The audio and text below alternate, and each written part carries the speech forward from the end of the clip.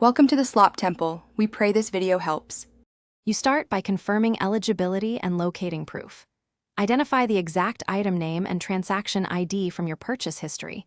You need those details to proceed. Once done, take screenshots of the receipt and the item page for backup. Next, open the Roblox website and go to the Support or Reports page.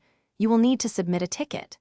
Make sure you are logged into the correct account and have a concise description of why you want a return.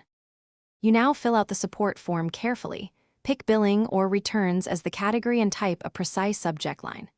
Explain the how and why, accidental purchase, fraudulent charge, or duplicate, and state the desired resolution, refund or item removal.